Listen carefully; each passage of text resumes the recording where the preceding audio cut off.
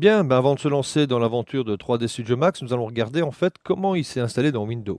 Alors ça, c'est une partie assez intéressante. Je vais aller sur le disque dur et bien sûr 3D Studio Max est dans la partie programme. Pour rappel, je suis ici sous Windows Vista. Dans la partie programme, vous allez retrouver une zone Autodesk 3D Studio Max 2010. Vous allez retrouver comme ça vos matériaux et différentes, je veux dire, fichiers qui servent à lancer le programme. Alors ça, c'est le programme qui serait pour tout le monde. Par contre, quelque chose de très intéressant, nous allons aller voir ici l'utilisateur. Lorsque je clique sur utilisateur, je retrouve deux utilisateurs, l'accès à tout le monde et moi-même.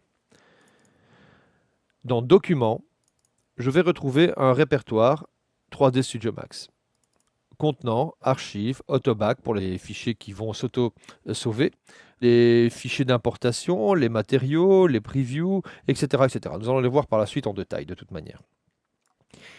Bien, ça, chaque utilisateur va avoir son propre répertoire 3D Studio Max dans un dossier, document. Je reviens à utilisateur. Il y a par contre des fichiers cachés très importants. En effet, lorsque vous installez un plugin ou que vous mettez à jour 3D Studio Max ou vous modifiez certains paramètres, il y a un fichier 3D Studio Max.ini qui est éditable avec un fichier texte tout simplement, qui est en fait une mise à jour. Alors ce fichier n'est pas visualisable pour le moment. Pour ce faire, je vais appuyer sur Alt, qui est un raccourci clavier pour Windows, Outils, et aller dans les options des dossiers. L'affichage, je vais demander d'afficher les fichiers et dossiers cachés. Ainsi d'ailleurs que ce qu'ils contiennent, ne pas masquer les extensions, ni les fichiers protégés. À l'invite, je fais oui, et je valide. Observons maintenant que j'avais deux utilisateurs, JA moi-même et public. Je retrouve d'autres gestions en fait.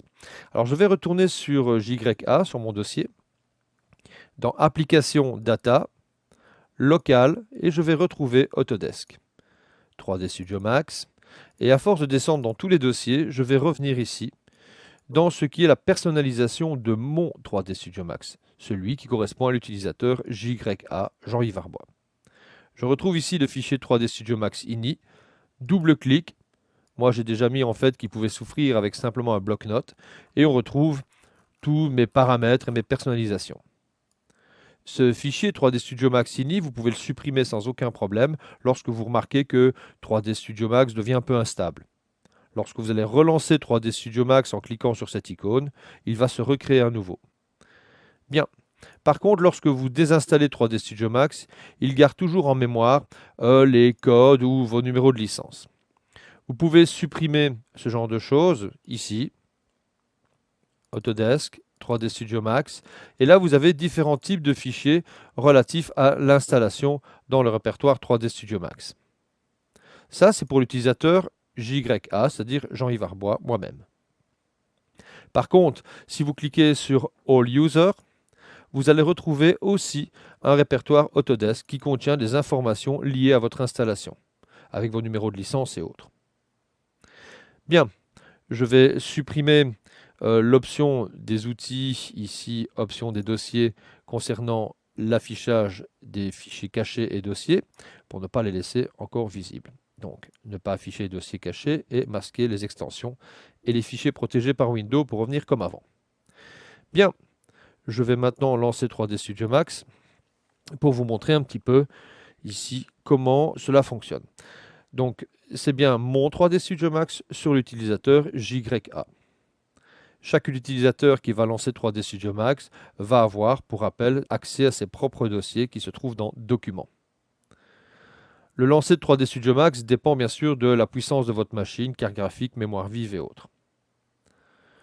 Remarquons ici, sauver, je retrouve les scènes, donc par défaut je me retrouve dans le fichier scène, c'est user Jean-Yves Arbois, document 3D Studio Max, scène, et on retrouve comme ça exactement ce que je vous disais, tous les répertoires, les dossiers qui sont dans votre document à vous. Voilà pour commencer, et nous allons commencer maintenant, après, par la suite, notre aventure dans la modélisation.